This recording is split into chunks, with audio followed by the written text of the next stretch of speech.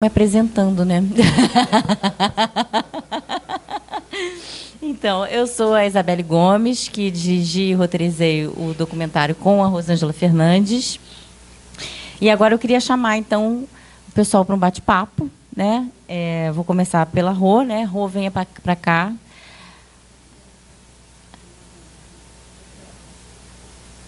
Então, deixa mais cadeira livre aí, né, para vocês.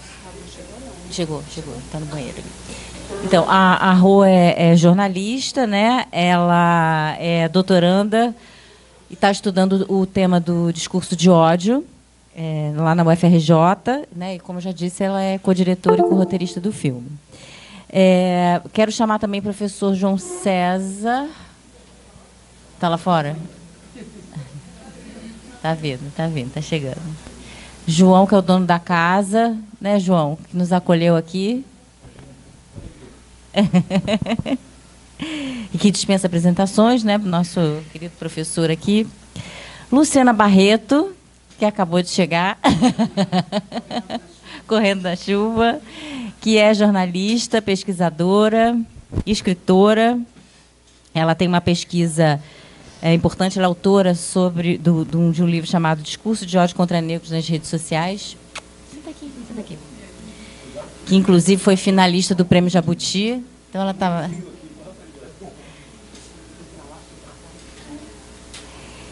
E aí, gente, a ideia é assim, a gente pensou de fazer Vou fazer uma provocação rápida aqui para os debatedores, né? Acho que a gente pode, depois dessa provocação, vou conduzir a palavra para cada um deles. Acho que cada um fala 5 minutinhos. Depois dessa primeira rodada, a gente abre para as perguntas de vocês, tá bom? Então, hoje de manhã, eu pensando aqui na nossa apresentação, né, eu fiquei pensando assim, como é que a gente podia trazer esse tema para o hoje em dia, né? E aí me ocorreu a ideia de fazer um exercício. Eu falei, eu vou abrir os jornais e vou dar uma olhada o que tem de ódio hoje, porque uma das coisas que mais chamou a atenção da gente quando a gente fez o documentário é de como esse discurso está impregnado no nosso dia a dia, né? E aí eu, rapidamente, passando assim por 2 jornais só, não fiz nenhuma pesquisa aprofundada, eu vi várias coisas, gente, várias questões, assim, e queria trazer um pouco essa provocação aqui para os nossos debatedores, né? Eu vi, por exemplo, hoje, o anúncio da prisão dos torcedores acusados de incitar racismo contra o Vini Júnior, né? Finalmente eles começaram a ser presos, foram 2 presos hoje, né? Lá na Espanha. Um vereador bolsonarista que ameaçou de morte o candidato do PT à Prefeitura de Fortaleza. O vandalismo dos torcedores do Penharol, né, que teve como resposta mais vandalismo, né, resposta, enfim, que eu acho que tem tudo a ver assim, com esse ambiente fascista que a gente tem encarado nos últimos tempos, a questão de você se esconder no grupo, né? A denúncia do Brasil do genocídio em Gaza, na cúpula dos BRICS.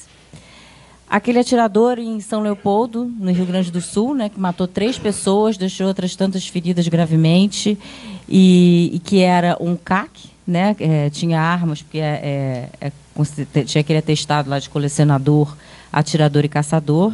E uma notícia que não é de hoje, que é de ontem, mas que eu acho que é importante a gente trazer para essa conversa, porque a gente também aborda isso no documentário, que é uma articulação, um artigo do Jamil Chad de ontem. Ele fala que está ocorrendo uma articulação grande na extrema-direita mundial em função da possibilidade do Trump ganhar novamente nos Estados Unidos, né, e de como isso vai reverberar no mundo todo, né, que a gente sabe que isso não é feito de forma isolada. Então, assim, a partir desse exercício, né, que eu me propus aqui, na verdade, era só para levantar um pouco o debate para vocês de como isso está no nosso dia a dia, como está impregnado no nosso dia a dia, e como, de certa forma, a gente não se acostumou, acho que não é essa palavra, né, mas talvez a gente precise fazer esse esforço de identificar o quanto isso é perigoso, né, e que a gente não pode se acostumar a isso. Acho que a proposta desse documentário também é essa, né, a gente trazer esse debate, não só de entender as origens do discurso, como ele é disseminado, né, com tudo que a gente ouviu aqui, Mas entender também, não entender, mas debater, pensar em formas de resistir a isso que está acontecendo no nosso dia a dia, né, todos os dias.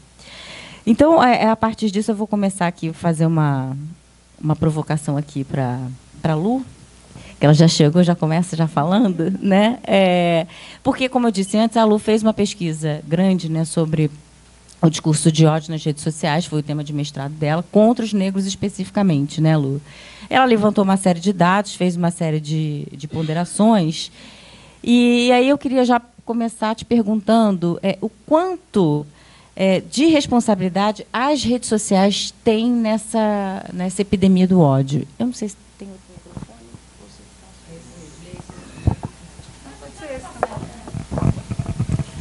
Obrigada, Beli, João, Rosângela, e boa noite a todos. Gente, a minha pesquisa, como a Beli disse, meu livro é Discurso de Ódio contra Negros nas redes sociais, e para isso eu tive que pesquisar o ódio. Respondendo muito diretamente a Beli, antes de explicar minha pesquisa, eu acho que total responsabilidade. Primeiro, a gente vive com o celular na mão. Você, professor, que falou? Sim, citando a fala do Papa. A gente vive com o celular na mão e a gente vive o tempo inteiro ligado às redes sociais. O que, lá no fim, passando o livro do fim para o começo, no fim a gente tem algumas conclusões, entre elas, de que esse discurso ele não é o resultado de uma sociedade, mas ele está formando uma sociedade. A todo momento que a gente deixa circular discurso, e aí eu vou trazer um outro elemento aqui, supremacista na sociedade, a gente está o tempo inteiro cunhando uma conjuntura que normaliza o ódio contra o outro, normaliza a ideia de supremacia, o que não é difícil para o brasileiro, o que não é difícil para um país que teve mais de 350 anos de escravidão. Mas essas ideias supremacistas, elas têm circulado normalmente, frequentemente, muitas vezes em tom jocoso, como alguém no documentário falou também.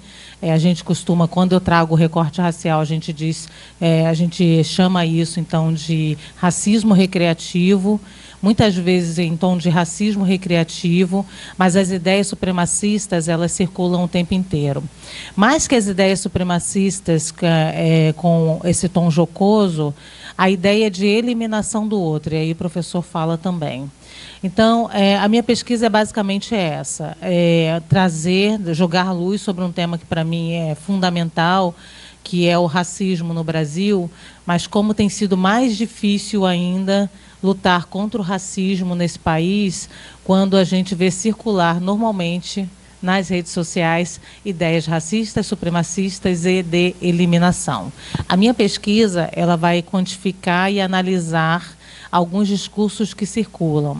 Então, entre esses discursos, só para vocês terem uma ideia, a ideia de que uma mulher negra pode estar em alguma posição de poder causa um incômodo extremo na sociedade brasileira.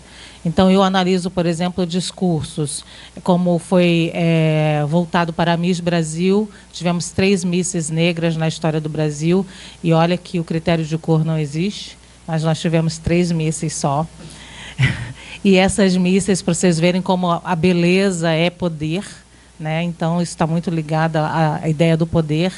E aí, um dos discursos que eu vou trazer aqui, só para exemplificar essa análise, quando a Miss Piauí ganha, uma menina, uma mulher negra, e aí vem todo um descontentamento nas redes sociais. Então, vem um elemento, uma pessoa, e fala: nossa, cara de empregadinha, essa Miss não era para estar aí.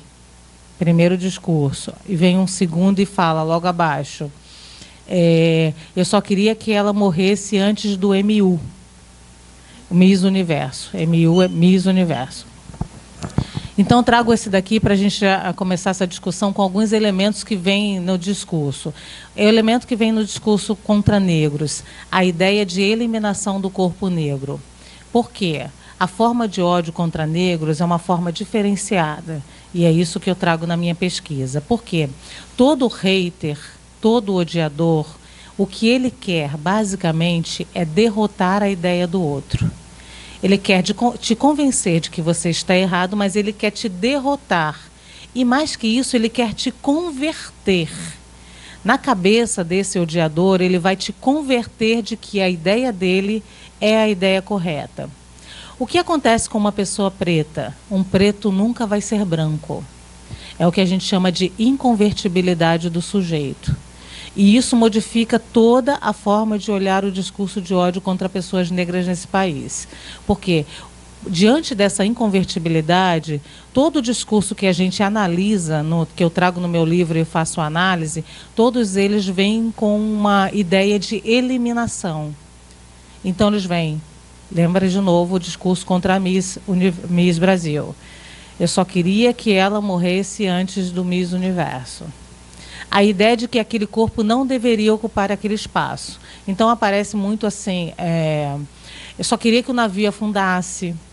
Por que esse navio não afundou? Por que não atirou em todo mundo? Aconteceu muito, vocês lembram da ocupação do Alemão, aquele monte de corpos e cabeças negras saindo e as pessoas falando, gente, atira, atira, atira, mata todo mundo. A ideia dessa eliminação circula o tempo inteiro nos discursos contra negros nas redes sociais.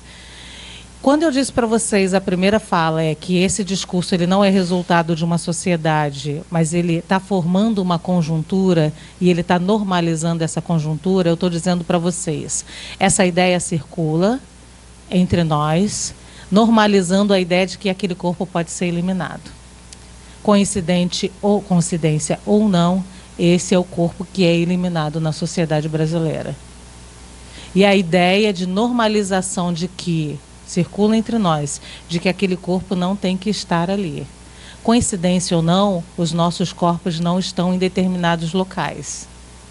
Como a televisão, por exemplo, nos lugares que a gente chama de poder. Se vocês veem noticiários, são aficionados por noticiário, vocês veem que a presença de negros entre analistas, apresentadores, é uma presença ínfima, apesar de ter um movimento recente de maior canal de televisão do Brasil, que é a Rede Globo, de fazer um sentido contrário. Mas, mesmo assim, talvez vocês não se atentem que alguns canais brasileiros não têm sequer uma pessoa negra entre os apresentadores. Em uma sociedade que tem mais de 56% da população se autodeclarada negra. Então, essa ideia de normalização de que aquele corpo não tem que estar aí circula entre nós. Essa ideia de eliminação desse corpo circula entre nós. E quantificando, só para encerrar nesses primeiros 5 minutos, quantificando, eu uso muito a pesquisa do Luiz Valério Trindade, ele faz uma análise só do Facebook e eu utilizo a rede inteira. Analisando só o Facebook, ele quantifica a quantidade de discursos de ódio que circulam no Facebook, e ele traz ali quais são as principais características, não só dos odiadores, mas alvo dos odiadores. São mulheres, mulheres negras, os alvos. Mulheres negras, quando elas estão em posição de poder. Então, se elas forem apresentadora, ganharem um concurso de beleza, apresentadora, advogada. Se elas ganharem um concurso de beleza, elas também sofrem discurso de ódio. Se elas tiverem uma relação interracial, elas sofrem discurso de ódio. Se elas utilizarem o cabelo crespo como símbolo de beleza, elas sofrem discurso de ódio. Pasmem, se elas viajarem para o hemisfério norte, Europa, Estados Unidos, e postarem essas fotos, elas sofrem discurso de ódio. Então, vou voltar agora à primeira fala que eu trouxe aqui para vocês, exemplificando a Miss Brasil. Ele fala, cara de empregadinha não era para estar aí. Então, a sociedade brasileira, no fundo, ela entende que o lugar das pessoas que antes serviram e que estavam nos processos de escravidão, ela entende, tem um desejo, eu não sei nem se tão oculto assim, já que circula tanto esse discurso, de que essas pessoas estejam ainda nesse lugar, que elas ocupem ainda esse lugar. Então, cara de empregadinha você deveria estar na minha cozinha e não ganhando um concurso de beleza.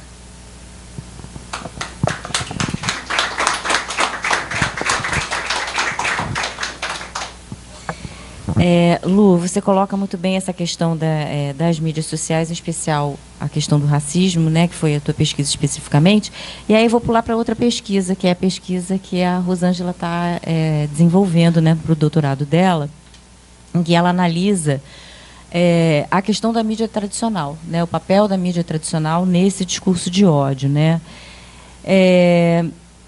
E me parece, até por essa rápida zapeada que eu dei nos jornais hoje, né, fazendo esse exercício aqui para vir para cá, de que, usando assim um termo bem popular, a mídia tradicional, eu acho que ainda continua passando muito pano em quem realmente executa o fascismo nesse país, né?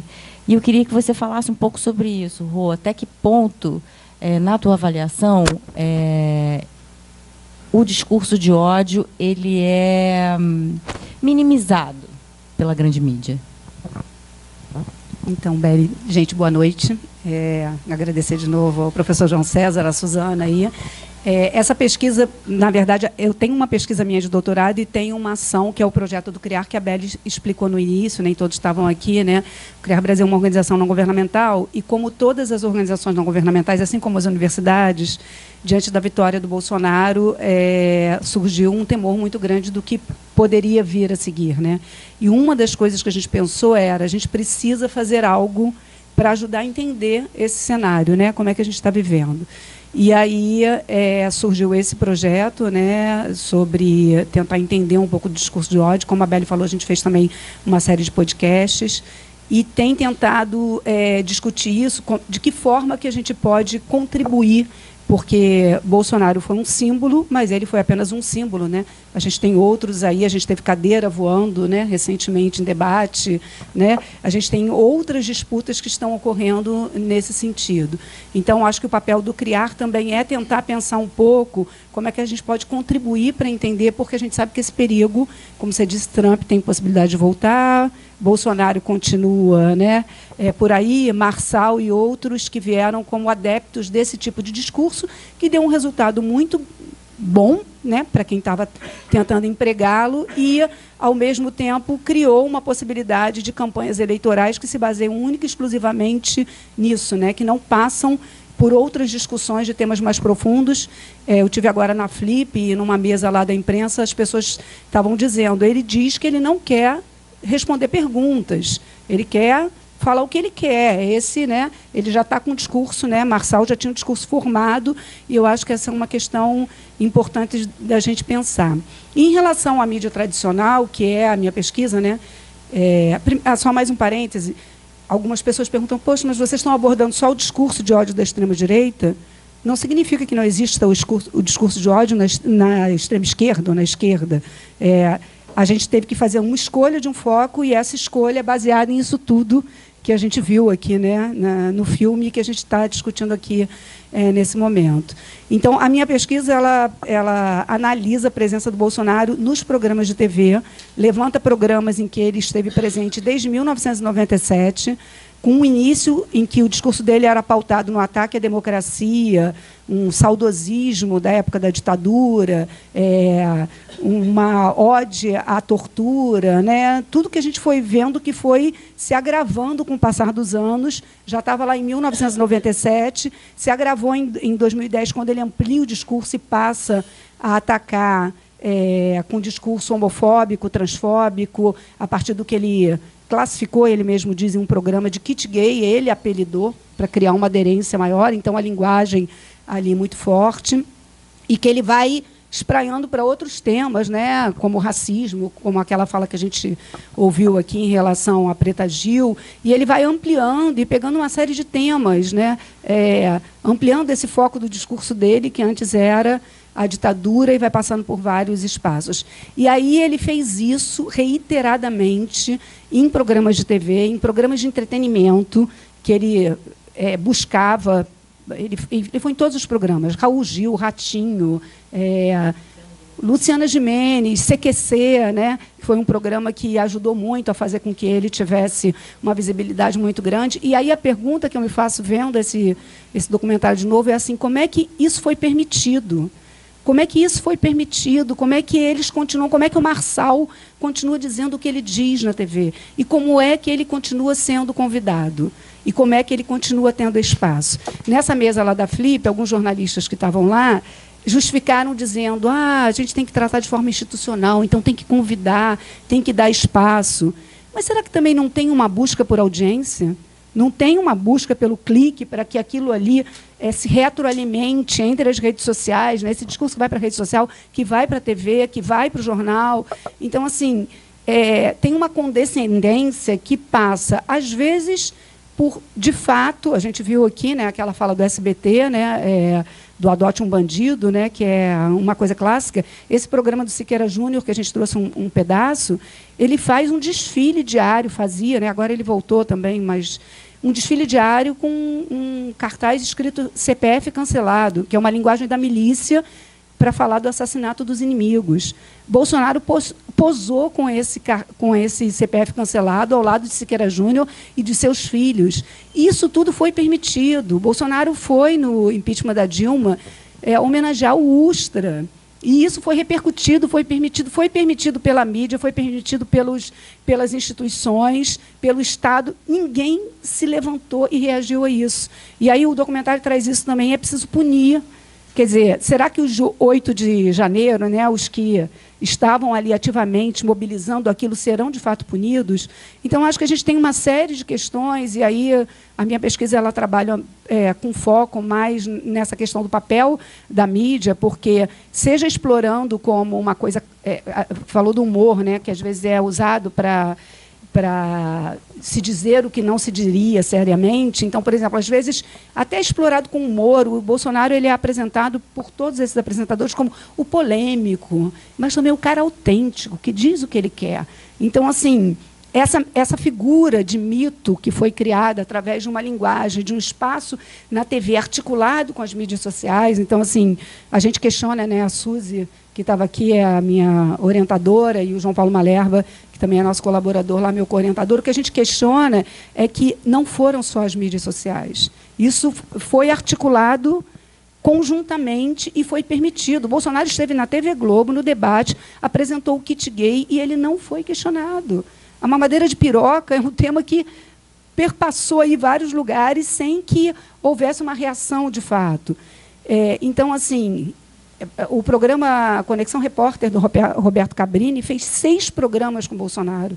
Programas grandes, investigando e mostrando e dando voz a ele desde quando ele não era, porque ele era um parlamentar do baixo clero, ele não era uma pessoa que ele aprovou um projeto. Então, pelo histórico de Bolsonaro, ele não teria esse espaço. E ele conseguiu esse espaço. Então, assim, é esse questionamento que a gente vem fazendo. E aí uma coisa que acho que se conecta com essa última fala da Luciana, eles vendem, através desse discurso de ódio, uma promessa de passado. É isso que a gente vê. O Bolsonaro, a minha pesquisa está mostrando isso. Ele faz uma denúncia, ele conta que ele, com base, muitas vezes, na teoria da conspiração, eu vou explicar para vocês o que só eu posso explicar e trazer para vocês. Depois ele faz ataques reiterados, então ele associa, por exemplo, a homossexualidade à questão da pedofilia. Ele conecta as coisas daquela forma louca que larga as frases no meio, mas aquilo ali está conectado. Então, ele faz esse tipo de ataque e, por fim, ele apresenta as soluções. Quais são as soluções? A volta dos negros da senzala, a empregada doméstica, a volta da ditadura, a violência do Estado. Então, é uma volta ao passado que se concretiza, tipo assim, vocês eram seguros, o mundo era melhor antes. E a gente pode voltar para ele. Como é que a gente volta para ele? Acabando com os privilégios que foram eliminados e que a gente mostra aqui. Então, assim, tem muita coisa para falar, não vou... mas, assim, é uma coisa que angustia muito a gente. Eu acho que, cada vez mais, no final, também, algumas pessoas falam, né, qual é o caminho, né? Tem vários caminhos, mas um deles é a gente fazer isso aqui. É a gente conversar, a gente debater. O documentário está no YouTube. Tem o Ondas de Ódio, que é também uma série de podcasts que está disponível. Vou aproveitar para fazer uma propaganda aqui. O professor João César vai estar na Flip, que é uma feira de livros progressistas que vai acontecer no final do mês de novembro. Depois a gente passa aqui. João Vicente, o João Vicente é a figura mais importante, filho de João César, que é a coisa mais fofa do mundo e que faz propaganda dos livros dele, fala, compre o livro do papai, eu adoro aquilo. Ele esteve no último Flip lá com a gente. E assim, eu acho que é a gente encontrar espaços para dialogar, para trocar ideias e pensar os caminhos. Então, desculpa que eu me alonguei um pouco, mas acho que é alguma coisa aí. Obrigada, Rô.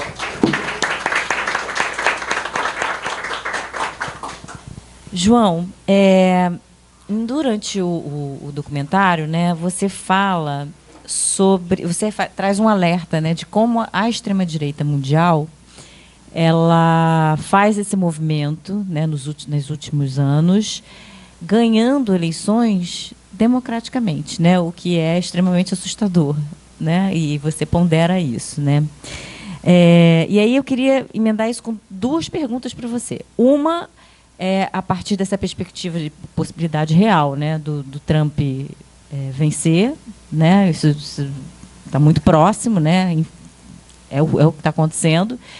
E, diante dessa possibilidade, como todo esse movimento de extrema-direita mundial já está se articulando em função dessa possibilidade, que você trouxesse um pouco uma avaliação sobre esse cenário que a gente pode ter daqui para frente e as consequências dele. E uma outra questão também, trazendo do documentário, que você fala da necessidade da escuta, né, que eu acho que é um pouco isso que a Rô também falou, do debate, das coisas que a gente precisa conversar.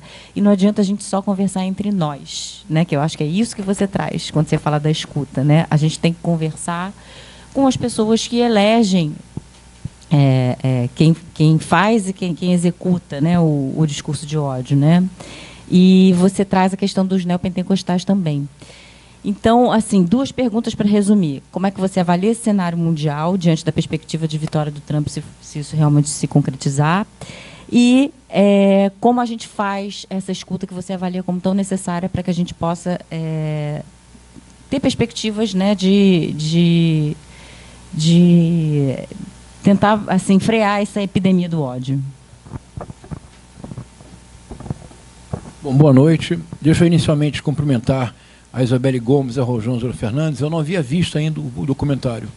Eu acho que é um documentário muito importante. Ele levanta algumas questões fundamentais e eu espero que ele seja difundido o máximo possível, porque o que nos faz falta hoje em dia justamente é dialogar. E dialogar a partir de várias perspectivas. Então, parabéns. Eu gostei, não sei se vocês gostaram. Eu não tinha visto, eu gostei muitíssimo. Dizer a alegria de compartilhar a mesa com a Luciana Barreto e com vocês duas. Há dois pontos do que a Luciana mencionou. Se você me permitir, Isabela, eu vou rapidissimamente tocar, porque eu acho que são muito importantes. Um deles é uma questão conceitual que resulta num dilema jurídico. E a extrema-direita não existiria sem essa conjugação.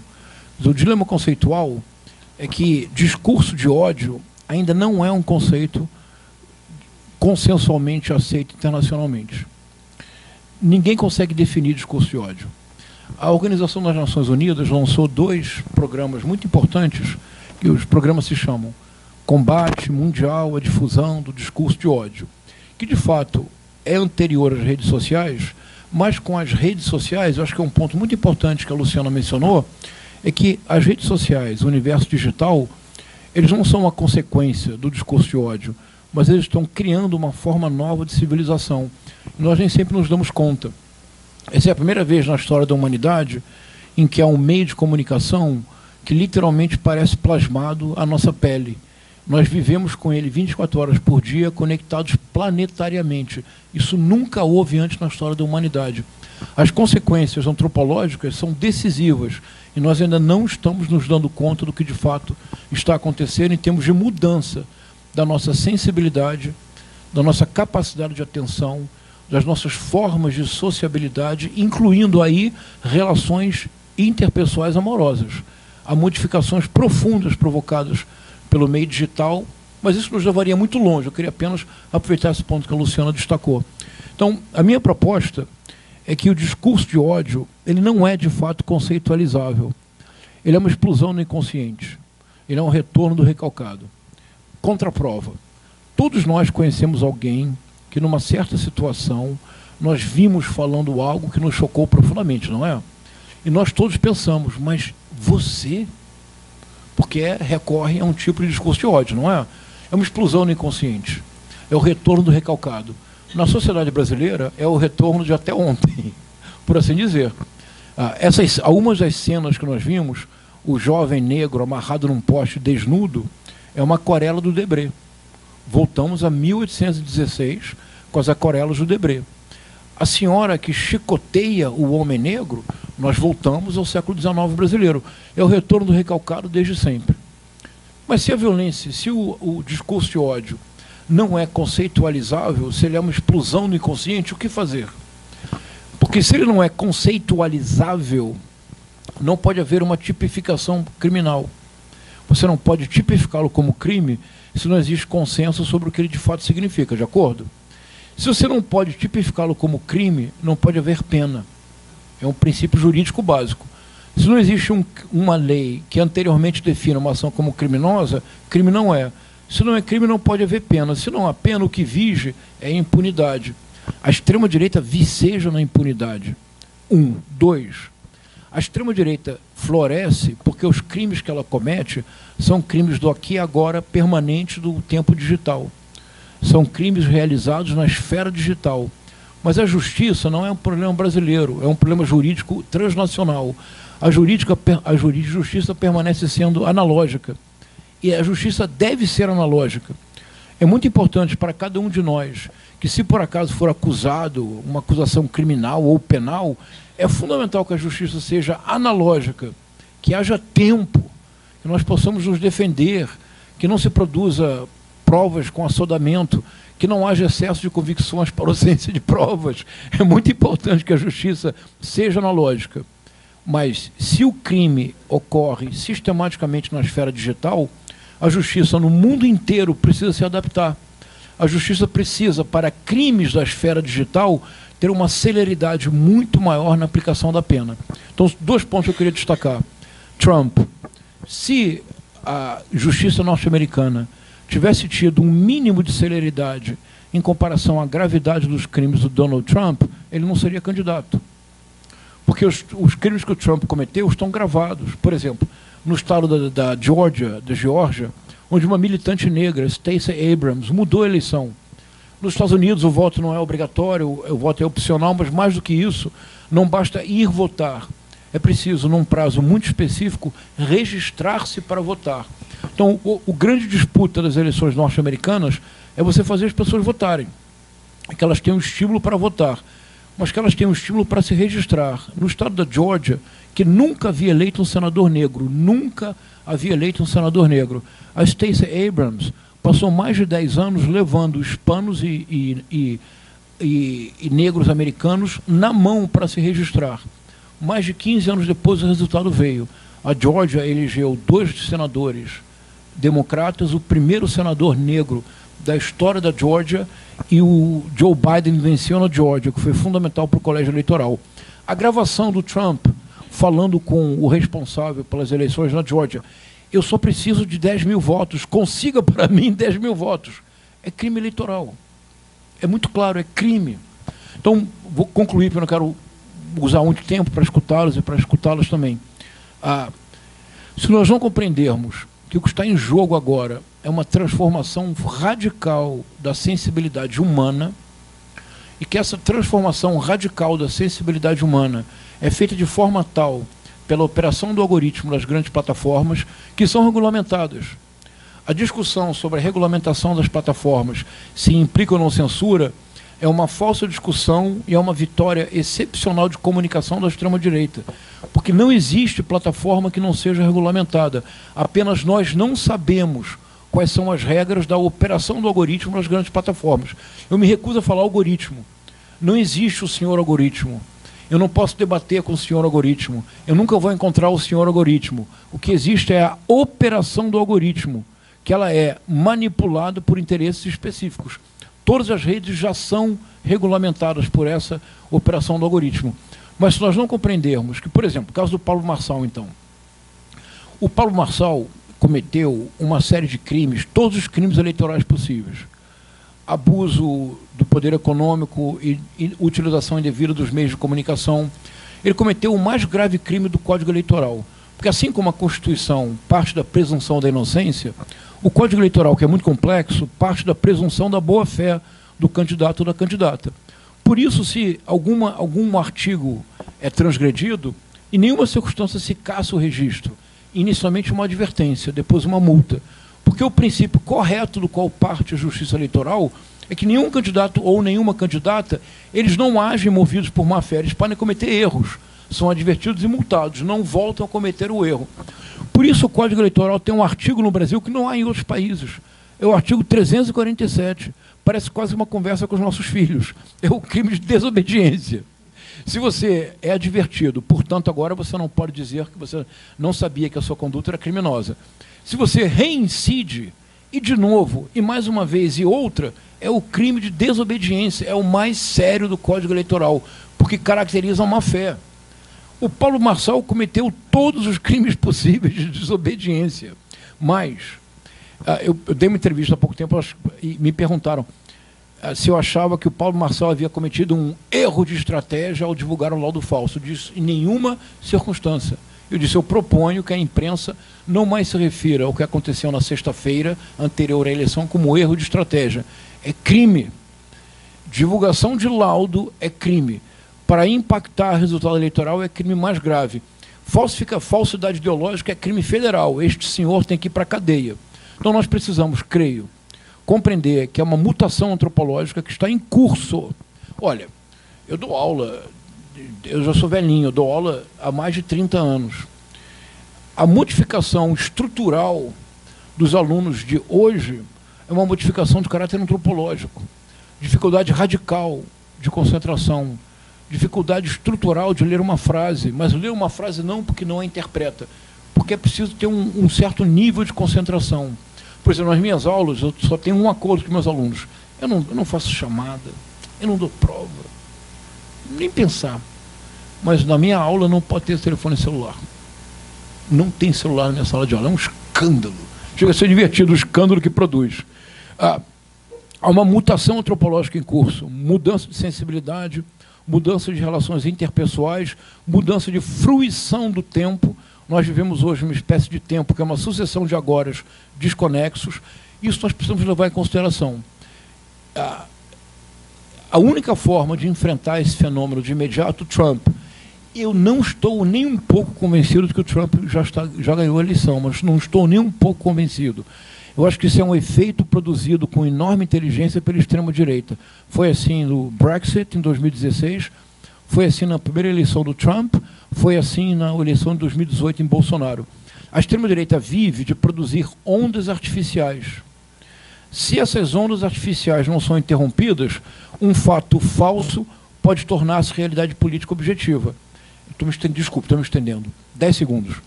Por isso o ministro Alexandre de Moraes é tão odiado, porque ele compreendeu profundamente o mecanismo interno da extrema-direita. Recordem-se, faltam 5 dias para o segundo turno em 2022. O que fazem o então ministro Fábio Farias e o ex-secretário Fábio Weingarten?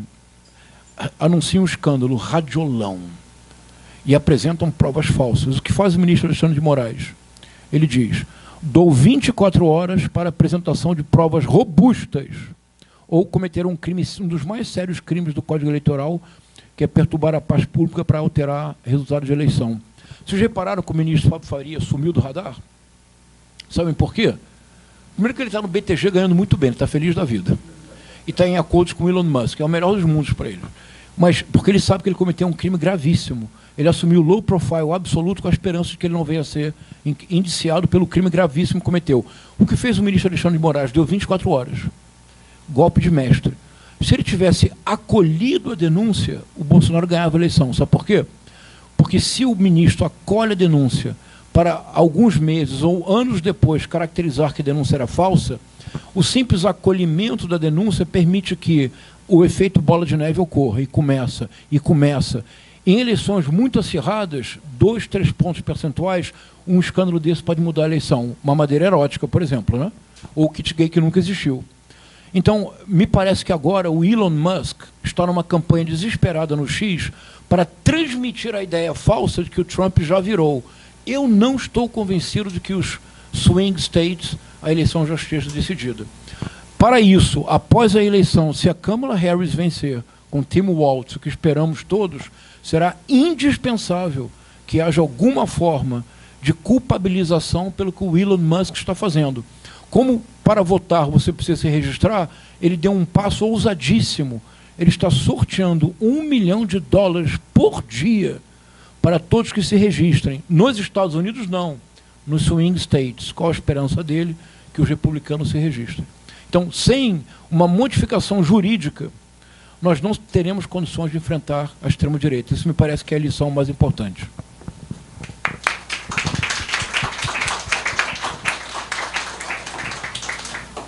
Então, gente, eu já perguntei demais, agora é a vez de vocês.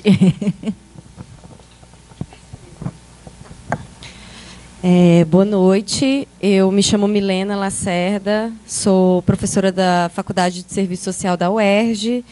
Eu adorei o documentário, dou uma disciplina optativa lá na UERJ sobre política sexual no Brasil contemporâneo, desdemocratização, neofascismo e neoconservadorismo. E vou mostrar esse documentário, porque eu acho que ele é muito urgente e necessário, né? Bom, eu queria fazer uma pergunta para a Luciana e para a Rosângela. Eu estudei a plataforma Brasil Paralelo na tese defendida em dezembro, né, pensando o agenciamento e a mobilização das questões de gênero e sexualidade pela extrema-direita, e, portanto, fui assistir, enfim, o esgoto de mais de 12 séries documentais, né, tentando interpretar esse processo. Queria perguntar para vocês uma pergunta que foi me perguntada também na banca de tese, que me suscitou assim muitas reflexões.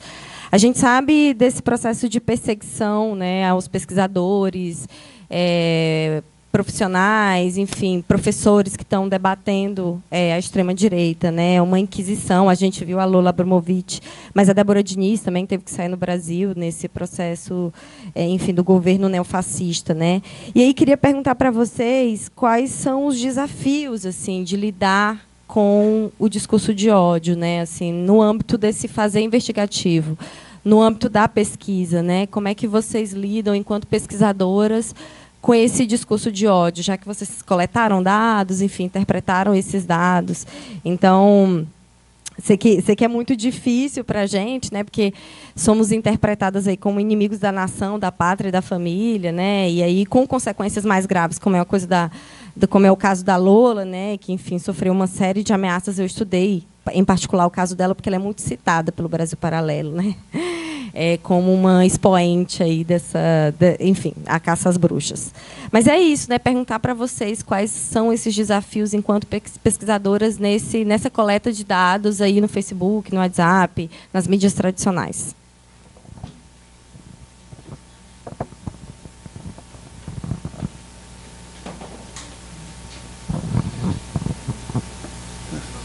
Eu sou Gilberto Palmari, sou aposentado do setor de telecomunicações. Eu já tinha visto, aliás, vi várias vezes, e quero parabenizar o CRIAR, porque eu acho que a primeira forma de enfrentar o discurso do ódio é debatendo e dando voz a quem foi agredido, que é uma tônica do vídeo do meu entendimento dela, dar voz a figuras importantes espalhadas pelo Brasil que foram vítimas desse discurso do ódio. Eu queria também fazer um comentário, ver se os dois podiam responder. Primeiro, eu sou eternamente esperançoso, porque eu acho que não é uma fatalidade que esse discurso de ódio que esteja presente vá dominar o Brasil, até porque a sociedade é contraditória. A sua fala mesmo coloca aí o seguinte: quem diria que o Supremo Tribunal Federal esteja se constituindo nos últimos anos como uma barreira à extrema-direita? Porque reconheçamos, o Xandão e outras figuras do Supremo têm jogado um papel importante no enfrentamento do discurso do ódio. Agora, eu gostei muito do vídeo por várias razões, porque ele dá voz às pessoas que são agredidas, e porque eu acho o seguinte: o problema hoje é que é o mundo da internet, a direita não pode deixar de construir publicamente uma narrativa. A direita sempre foi violenta, sempre foi discriminatória, sempre foi preconceituosa. Tem um lance do vídeo que eu acho importantíssimo, é o rapaz que foi agredido violentamente pela ex-jogadora de vôlei, né, com um chicote. Tem algumas coisas que simbolizam o ódio e o racismo no Brasil. 21 anos depois da República, teve a revolta da chibata contra o chicote. 100 e poucos anos depois, você vê um negro, que ali, para mim, inclusive, simboliza a resistência do povo negro à exploração. Um cara que é agredido com chicote, ele usa a capoeira, ele se esquiva. Você vê que o cara se esquiva, não aceita, mas não reagride. Isso tem sido uma tônica de resistência do povo negro. Tem que ter jogo de cintura para poder sobreviver. E cita Mandela, porque o que ele fala ali é citar Mandela. Mandela é que diz que a humanidade, ninguém nasceu odiando pela cor da pele, coisa. Ele faz, não sei se conscientemente ou não, do Mandela, mas ele faz essa citação. Mas eu queria fazer um comentário para ver qual é a opinião dos companheiros e companheiras na mesa, porque eu acho que o discurso do ódio tem que ser enfrentado, eu me considero alguém de esquerda, com a esquerda assumindo, entre outras coisas, a necessidade de debater em profundidade, mesmo que a mídia bata, mesmo que as coisas não entendam. Tem situações que você tem que ir em frente. Então, por exemplo, alguém aqui, quando fez a pergunta, falou de família. Tem alguns conceitos que a direita tenta monopolizar a história toda. Antes do golpe de 64, era a tradição família e propriedade. O Bolsonaro agora é Deus, pátria e família. E eu acho que um dos elementos para enfrentar o discurso do ódio é quem defende a família, quem aceita a família, é a esquerda. Então, eu costumo brincar dizendo assim, o mundo é bi. Então, a direita, a extrema-direita, que é super preconceituosa, não está conseguindo barrar a novas configurações de construção familiar, a juventude que não aceita ser barrada na expressão da sua sexualidade, e eu acho que esse debate ainda é insuficientemente presente na esquerda, e isso é você estar colando com a juventude, que as pessoas que estão surgindo. Essa é uma das coisas que eu estou chutando aqui, mas que eu gostaria de saber a impressão da mesa. A outra é o seguinte, é uma coisa óbvia. A direita não foi, não é e nunca será racional. Ela nega qualquer racionalidade. Sempre foi assim, o nazismo foi assim. Os caras, agora, porque na racionalidade não tem debate que eles colocam. Mas eu queria era isso. Eu fiz questão de vir, Rosângela e as companheiras, porque eu acho que a primeira questão para enfrentar o discurso do ódio, que eu não acho que seja uma fatalidade, estão surgindo pistas novas. Há 30 anos atrás não existia tanta sensibilidade com os animais. Outro dia botaram um veneno na Praça Afonso Pena que matou vários cachorros, gerou uma revolta enorme. Parece uma coisa boba, mas a relação de vários segmentos da população com os animais hoje, isso é uma prova para mim de sensibilidade, é muito diferente do que era 30, 40 anos atrás. Então, cabe a gente apurar a sensibilidade da gente também, para ver coisas novas que estão assistindo e trazer essa questão ao debate. É isso aí.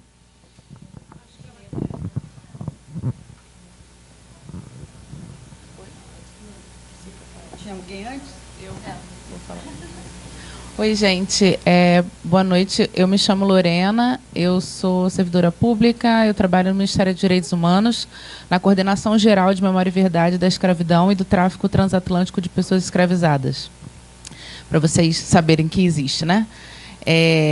Que inclusive uma inovação do governo federal, não existia, né? Assim como o MIR, eu estou no Ministério dos Direitos Humanos, é novidade, essa coordenação. Eu queria, talvez, falar rapidinho, perguntar rapidinho, talvez a pergunta de milhões, né? Como é que a gente ultrapassa essa sala, né? Como é que a gente faz? Porque aqui eu acho que a gente está falando para nós mesmos, né? E é super importante, tem que acontecer, não pode parar, tem que se ampliar.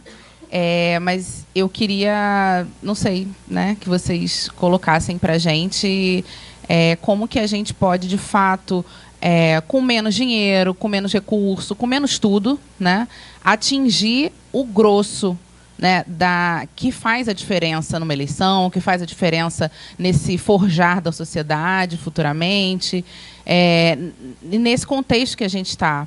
Porque eu vejo que já ouvi isso várias vezes, né? E aí me bateu isso quando a gente começou a falar, quando vocês começaram a falar, a gente fica falando para a gente mesmo e a gente eu acho que não avança, né? Então, como é que a gente pode fazer isso de fato acontecer, mesmo nos micro, né, nos micros espaços da gente, cotidianamente? Obrigada. Boa noite. Meu nome é Jo Portilho, eu sou aposentada e não assisti o vídeo porque cheguei atrasada.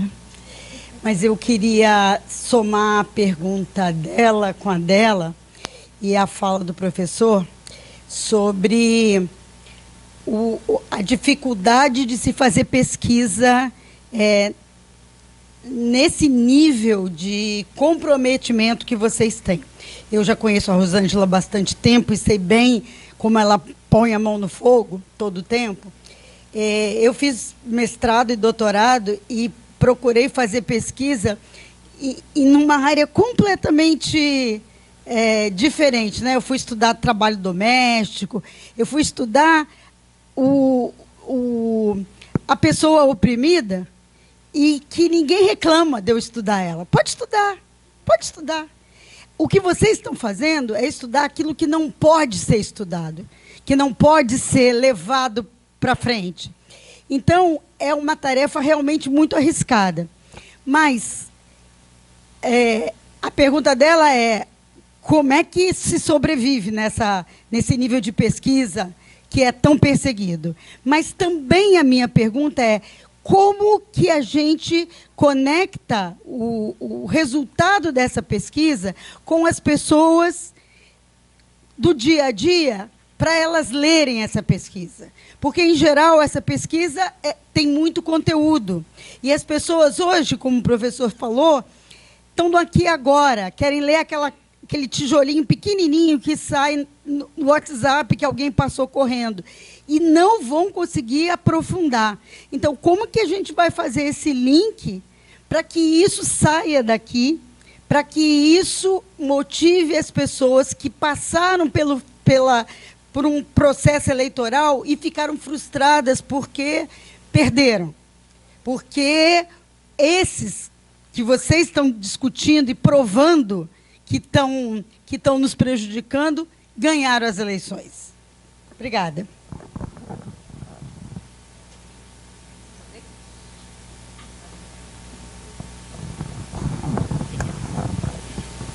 Então, quem quer começar? Eu primeiro? Primeiro eu queria dizer que eu sou 80% do meu tempo comunicadora. Eu não me apresentei direito, mas eu sou jornalista, âncora de TV, e apenas 20% do meu tempo eu sou pesquisadora, eu acredito. Acho que um pouco mais do inverso aqui de Rosângela e João. E isso faz de mim estar em muitos ambientes. Isso me dá a possibilidade de estar em muitos ambientes. Ambientes adversos. Me dá a possibilidade de conversar com essas pessoas que são objetos de pesquisa de vocês aqui. De ter que entrevistar muitas vezes, dezenas e dezenas e dezenas de vezes essas pessoas. Quem me acompanhou, por exemplo, na CNN, deve ter percebido que eu conversava muito com essas pessoas e advertia essas pessoas ao vivo. Eu desenvolvi essa técnica. Não, deputado. Isso que o senhor está falando não é verdade. Não, deputado, o senhor não vai falar isso aqui. Eu falava assim. Então, é algo que eu fui desenvolvendo, porque eu acho que a gente precisa constranger. Constranger é algo que eu faço já há muito tempo, porque eu falo de racismo. E na sociedade que a gente vive, os locais que eu sou convidada, eu acabo constrangendo as pessoas, querendo ou não. Causa aquele constrangimento só falar a história do Brasil, não precisa de mais nada.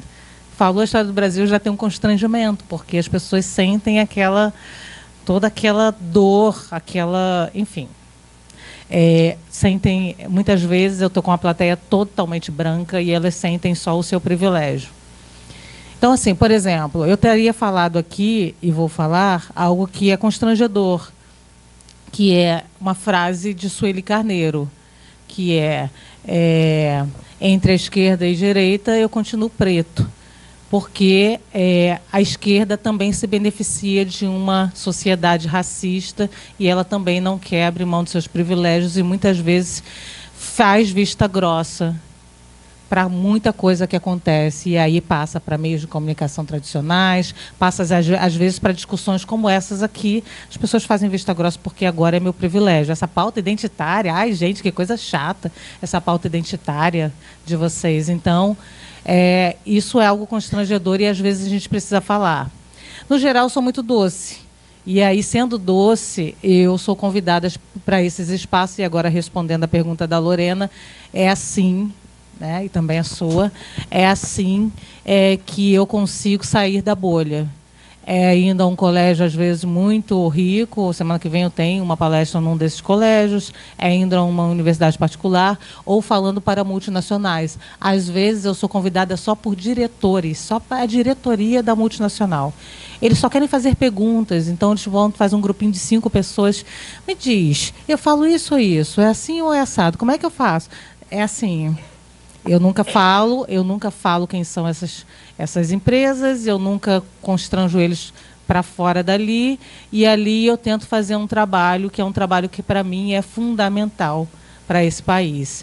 Às vezes a gente, quando a gente quer alguma modificação, às vezes a gente precisa ceder. E às vezes ceder para alcançar esses espaços, isso. Mas eu também faço a mesma análise e a mesma advertência nas redes sociais. E eu não vou deixar de aproveitar esse momento para falar sobre isso. Porque nas redes sociais a gente tem um comportamento, por exemplo, já respondendo a tua para finalizar, eu sou muito alvo do discurso de ódio, como várias mulheres negras, obviamente. Mulheres são alvo do discurso de ódio e eu tenho aqui a intersecção de raça, de classe, porque eu sou uma pessoa que vem de periferia, e tenho de gênero. Então, eu pego aqui, eu acumulo em mim esse alvo, tem um alvo aqui cravado para eles. E aí eles falam coisas das mais absurdas, né, de desumanização, é a mais básica deles, né, então é macaca, então a ideia de desumanizar está sempre presente. A segunda ideia de eliminação, tomara que você morra. Outro dia você gosta muito, fala tanto contra a polícia, vai ser estuprada você e sua filha. Tomara que você pegue logo um bandido e te mate, por que não leva para casa? Desse tipo. Ou a mais comum, que acontece toda hora. E é essa que eu quero tratar com vocês. Ela parece inofensiva, por isso que eu quero tratar. Nossa, para de mimimi, vitimista. Nossa, que vitimista. Para de mimimi. Essa eu quero tratar. Por quê? Essa é muito frequente.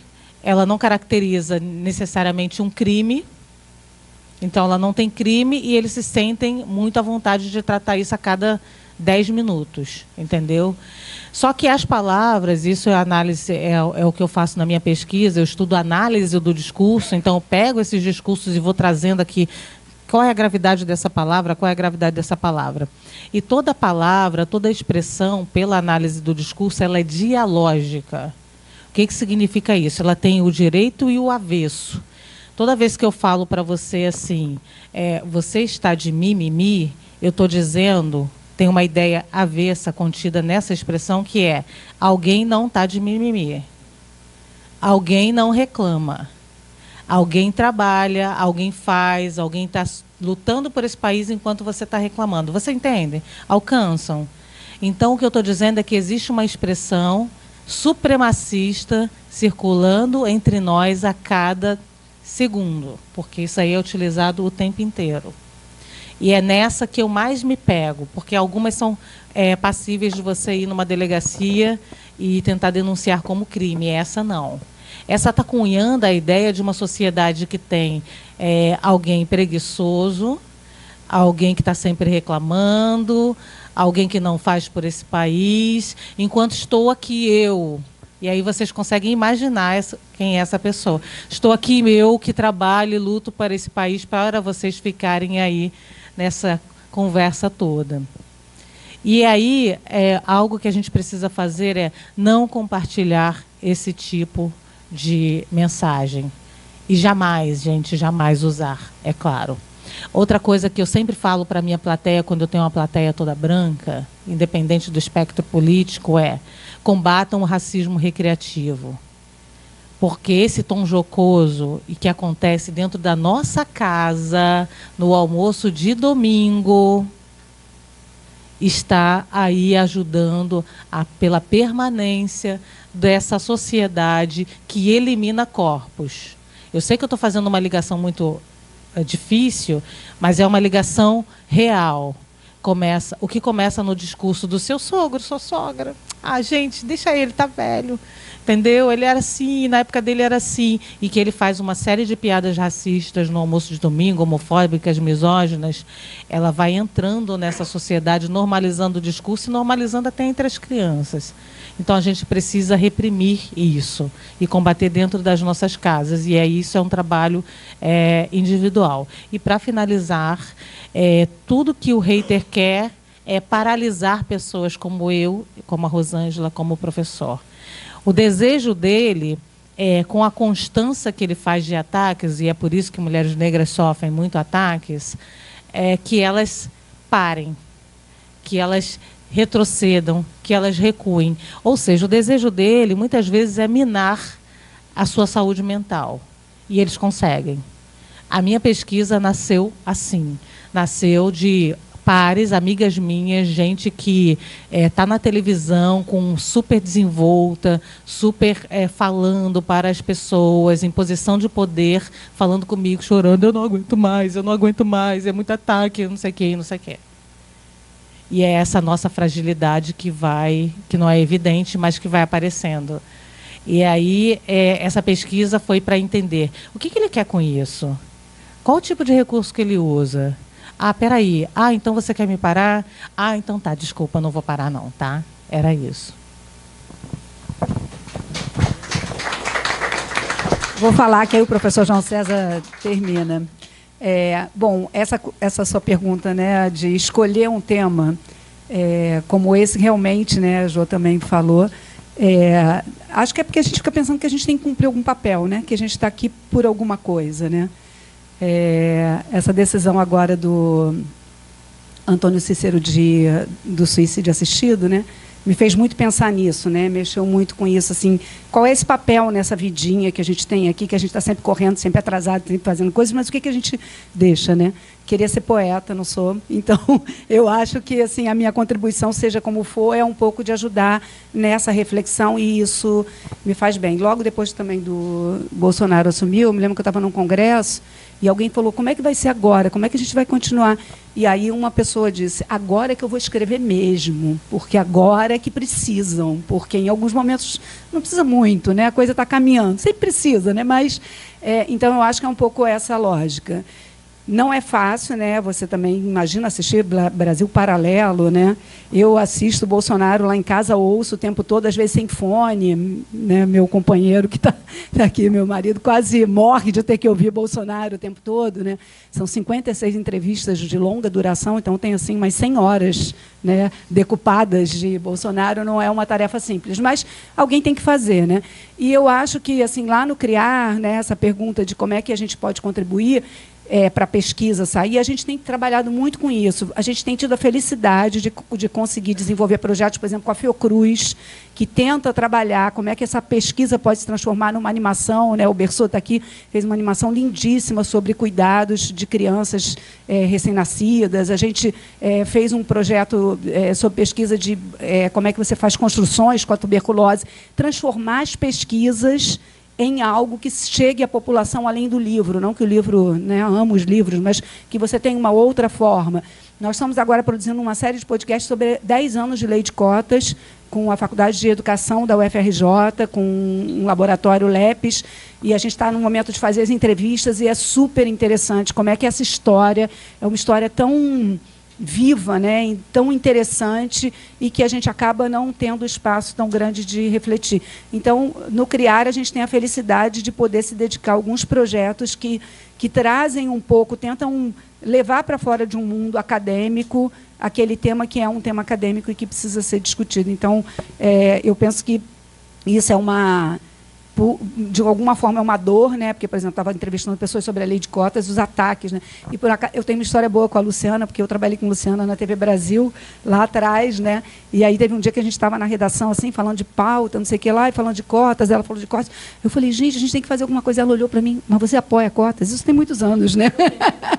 Aí eu falei, ué, mas claro. Ela falou, mas, gente, aqui ninguém. Era uma batalha meio que solitária dela. Eu falei, gente, então, assim, como é que você vai vendo que, com o passar dos anos, essa discussão ela é importante, é fundamental, e a comunicação tem um papel sobre isso. Agora, como trazer isso para além da nossa bolha é uma dificuldade muito grande. A gente tem buscado, até quando você falou que vai mostrar para os seus alunos, eu acho que até o professor, né, Van Dijk fala aí, essa história da formação, gente. A gente tem visto agora para a eleição. A Bélia está fazendo um documentário que vai ficar lindíssimo também sobre as comunidades eclesiais de base, que faziam esse tipo de discussão, né? Que fazia esse tipo de formação política na base. Então, eu penso que a gente precisa encontrar esse caminho de fazer debates, né? Você está falando que ele é da Praça São Salvador, né? Que participa lá. É um espaço também de debate super importante. E a gente precisa pensar como é que a gente vai além, né? Como é que a gente chega nas escolas, como é que a gente chega na periferia.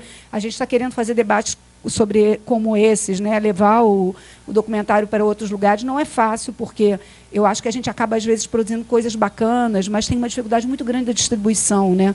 Então, a gente está na batalha, a gente inscreveu no canal Curta para ver se consegue passar lá, a gente colocou no Bombozilla, né, que é uma plataforma também. Então, assim, a gente está nessa batalha, tentando inscrever em mostras, em festivais. Fomos agora selecionados, né, no Festival Internacional de Guarulhos. É engraçado, porque é um Festival Internacional de Guarulhos. Mas vamos lá. Então, assim, a gente tem buscado esse espaço, porque a gente não tem os grandes meios, né? Adoraria colocar num lugar que tivesse... E a gente não tem dinheiro para patrocinar e vencer os algoritmos, porque os algoritmos, ou eles são de direita, ou eles são movidos a dinheiro, a muito dinheiro. O Brasil Paralelo é um dos maiores anunciantes, né? Então, assim, sem me estender mais, mas acho que é um desafio que a gente fica pensando, né? E, na verdade, infelizmente, precisa de recurso. E recurso para a esquerda, recurso para material reflexivo é muito pequeno. Se a gente fizer uma coisa para bombar, né, para lacrar, isso vai rodar fácil. Agora, fazer coisas que ajudem a pensar realmente é um desafio muito grande. Mas a gente não desiste, está aí, né?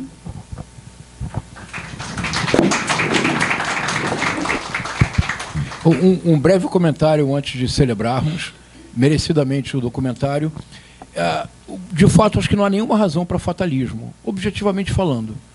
A situação é muito agônica, é complexa, mas em 2020 o Donald Trump foi derrotado, em 2022 o Jair Messias Bolsonaro foi derrotado.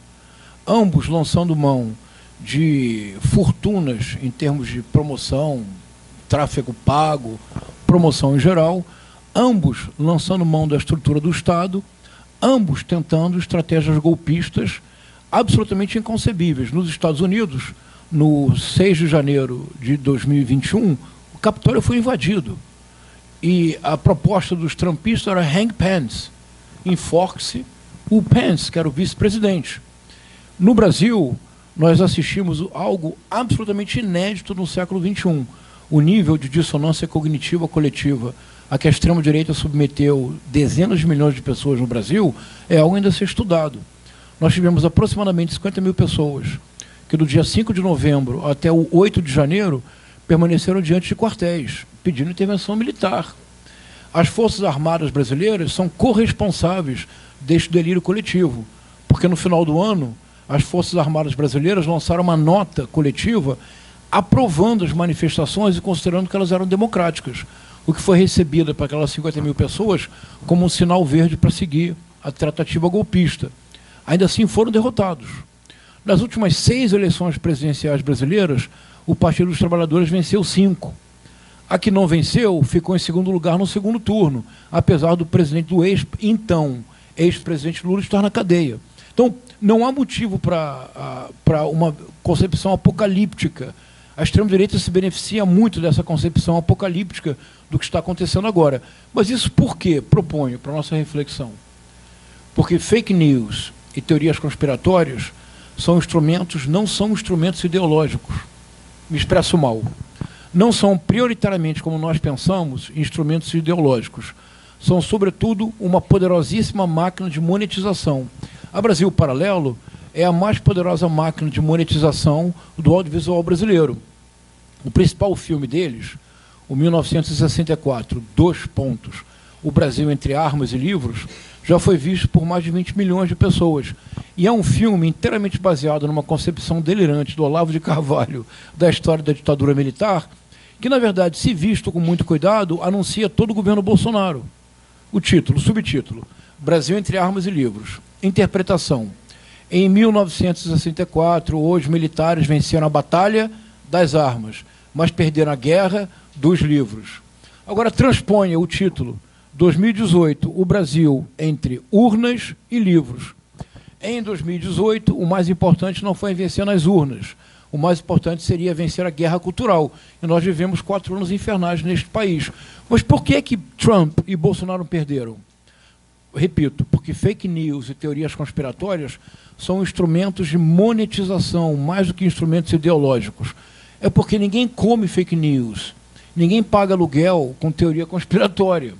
Então, se me perguntassem, mas o que nós podemos fazer? Três ideias e terminamos. Não basta criticar Brasil Paralelo. No que eles fazem, eu bato palmas. Eles começaram num pequeno apartamento, numa sala de um apartamento em Porto Alegre, 4 jovens. Hoje eles são a Netflix de direita no Brasil, é uma empresa que já tem capital na Bolsa de Valores, e eles movimentam mais dinheiro do que vocês podem imaginar.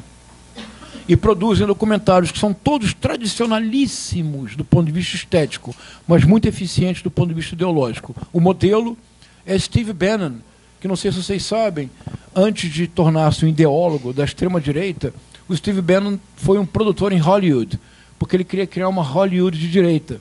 Ele tem pelo menos um documentário que eu recomendo muito que assistam, que é Generation Zero, que é uma reflexão sobre a crise de 2008. E, claro, o Steve Bannon prova no sentido do Deltan Dallagnol, o Steve Bannon prova que a culpa da bolha imobiliária, da crise financeira, é de quem?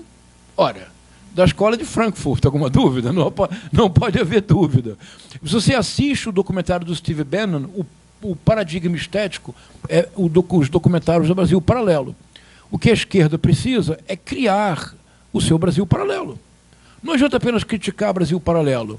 Se eles conseguem que um documentário que é absolutamente fraudulento, eu escrevi sobre o documentário e provei que é baseado em fraude, não é má fé, desculpe, não é um equívoco legítimo de um historiador, é fraude, eu provei, está ali provado com os documentos. Mas se eles conseguem que 20 milhões de pessoas assistam, nós da esquerda precisamos criar o nosso Brasil Paralelo. Se não criarmos, não adianta criticar o que eles fizeram. 2, é indispensável, rigorosamente indispensável, que nós façamos uma distinção, proponho, entre bolsonaristas e eventuais eleitores de Bolsonaro. Em 22 de outubro de 2022, o Bolsonaro obteve 58 milhões de votos. Mas tudo pode ser mais assustador, mas não apocalíptico. No primeiro turno, ele ficou 6 pontos percentuais atrás do presidente Lula. Mais um pouco, e o presidente Lula ganhava em primeiro turno. 3 semanas depois, 21 dias depois, o presidente Lula baixou 4 pontos percentuais e baixou 4 milhões de votos. Mais uma semana, e nós talvez não estivéssemos aqui agora. Sejamos intelectualmente honestos. Mas ele perdeu. Dos 58 milhões de votos do Bolsonaro, eu proponho que apenas 20% são bolsonaristas. O que é ser bolsonarista? Tudo que a Luciana descreveu. Eu proponho que dos 58 milhões dos que votaram no Bolsonaro, 20% são bolsonaristas, não mais. Mas por que eu tenho esse número? É um número cabalístico? Não. Durante o pior momento da pandemia, quando tudo parecia perdido para o Bolsonaro e figuras como Silas Malafaia hipotecaram todo o seu apoio para sustentá-lo, o Bolsonaro chegou a 20%, ele nunca baixou de 20%. Houve um momento que caiu para 19%, ele voltou rapidamente para 20% e voltou aos 30%. Vocês recordam? O Pablo Marçal manteve-se sempre no patamar do 20%. São de fato de extrema-direita, são de fato reacionários. Para eles, de fato, Ustra é um herói. Eles, de fato, consideram que as pessoas pretas são inferiores. Com essas pessoas não há diálogo possível. É apenas necessário que a lei haja. Racismo é crime, Apologia a nazismo é crime, é crime. E racismo é crime inafiançável. São 20%. Se são 58 milhões de pessoas, matematicamente falando, estamos falando de 11 milhões e 600 mil. Mas para que não me chamem de esquerdopata, eles já chamam. Vamos dizer que são 20 milhões? Olha como é que eu sou generoso com eles. Joguei para 20 milhões. Ninguém pode dizer que eu sou parcial. Sobram 38 milhões de eventuais eleitores de Bolsonaro. Essa conta parece que faz sentido, porque se você volta atrás, em 2014 e 2010, se fosse 58 milhões de adeptos fervorosos da extrema-direita, nem a Dilma nem o Lula jamais teriam sido eleitos. A conta não fecha. Se essa conta parece razoável para vocês, nós temos 38 milhões de eventuais eleitores de Bolsonaro com os quais eu quero conversar. Mas eu não quero apontar o dedo, eu não quero dizer que eu sou superior. Eu respeito o voto que eles fizeram. É um voto antissistêmico, é um voto de pessoas que vivem na precariedade. Rio de Janeiro, 70% dos fluminenses são nossos conterrâneos. 70% deles vivem ou num local dominado pela milícia, ou num território dominado pelo narcotráfico, ou no complexo de Israel, em que os dois se juntam. Luciana, esses 70% de fluminenses nunca viveram no Estado Democrático de Direito. Eles vivem na precariedade absoluta. Quando surge uma opção violenta que promete uma solução imediata, eles agarram. Porque não nos enganemos, no mundo inteiro, a extrema-direita tem uma estratégia muito eficaz. A extrema-direita identifica corretamente o problema, mas todas as soluções sugeridas são falsas. Mas o problema foi corretamente identificado. Segurança, precariedade. 2, 3, eu termino. É indispensável que nós tenhamos honestidade intelectual para reconhecer que muitos de nós têm preconceito contra os evangélicos. Nós, durante muito tempo, nós não falávamos evangélicos, nós falávamos crentes de maneira pejorativa. Ainda hoje, algumas pessoas falam os Bíblia, porque eles estão sempre com a Bíblia debaixo do braço. Durante muito tempo, nós tivemos preconceito contra os evangélicos. Nós não vamos ter nenhuma possibilidade de construir uma nação, porque país o nosso é muito bem sucedido.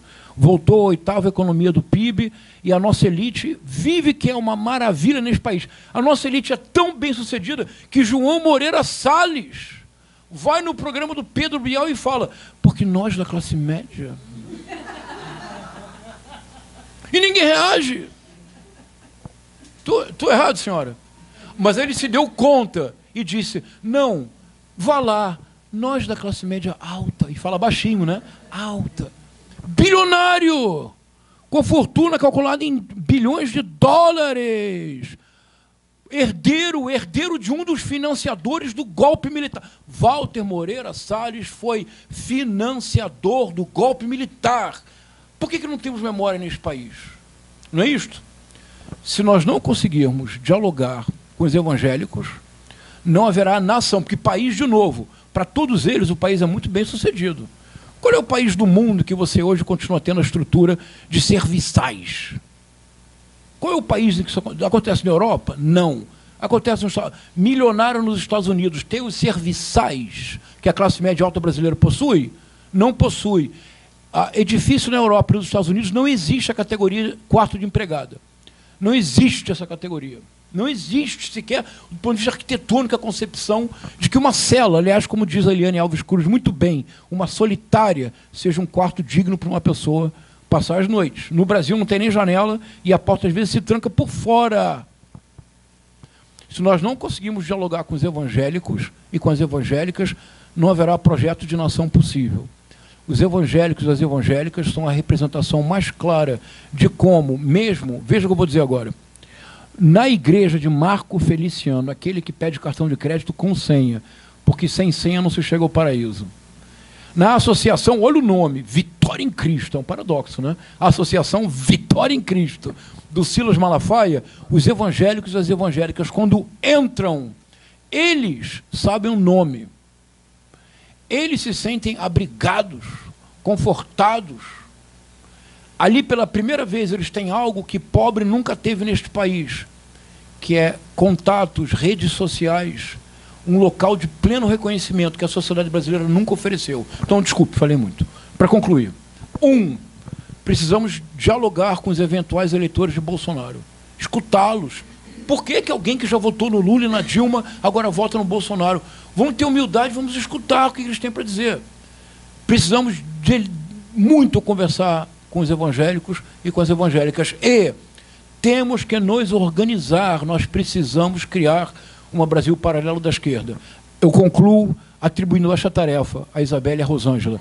E quem será a comunicadora principal do Brasil paralelo da esquerda? A Luciana. Está tudo resolvido.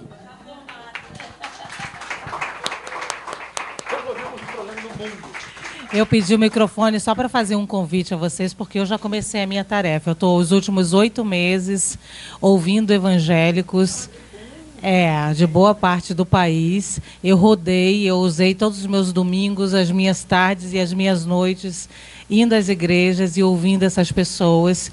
E sai na próxima segunda-feira, está terminando aqui agora a edição, um documentário na TV Brasil sobre esses evangélicos.